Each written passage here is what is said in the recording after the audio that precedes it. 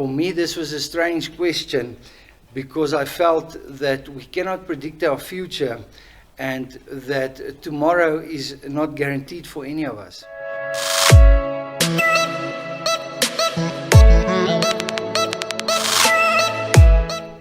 Allow me to read with you from Hebrews chapter 11 verse 1. It says, "Faith assures us of things we expect and convinces us of the existence of things we cannot see." Today I'd like to speak to you about your expectation. What is your expectation for the future? What is your expectation for your marriage? What is your expectation for your life?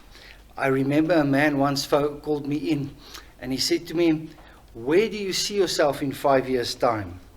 For me, this was a strange question because I felt that we cannot predict our future and that tomorrow is not guaranteed for any of us. What I learned from him that day was that expectation is a form of faith. Expectation is a way to see what is unseen.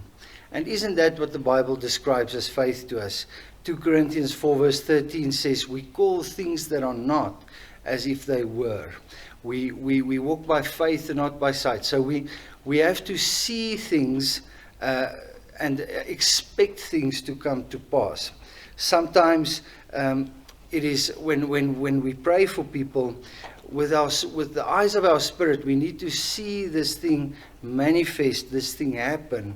And that is your appropriation of faith. The expectation that you have that it will come to pass. What is my expectation based on? The goodness of God. Psalm 27 verse 13, David gives a good example. He says, "My heart would have failed me if I did not believe that I would see the goodness of God in the land of the living." So I want to ask you today, what is your expectation? Do you have an expectation?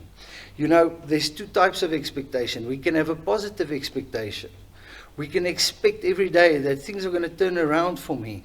We can expect that my finances are going to turn around. My health is going to turn around.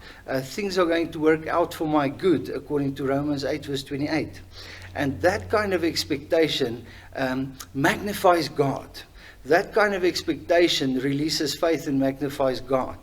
The other kind of expectation that you and I can have is a negative expectation. We can expect things to just get worse. We can expect our situation at home to just get worse. Our health to just keep deteriorating. We can expect our finances to keep going from bad to worse. And often when I listen to people, that is what I find, is that they have a negative expectation. I want to warn you as a Christian, that kind of expectation, that kind of attitude exalts and magnifies the devil and not God. Be like David. Say, you know, I feel like everything is going wrong right now, but I'm grateful that I know I will see the goodness of God in the land of the living. I pray that you will have a positive expectation that the goodness of God is going to invade and overtake your life.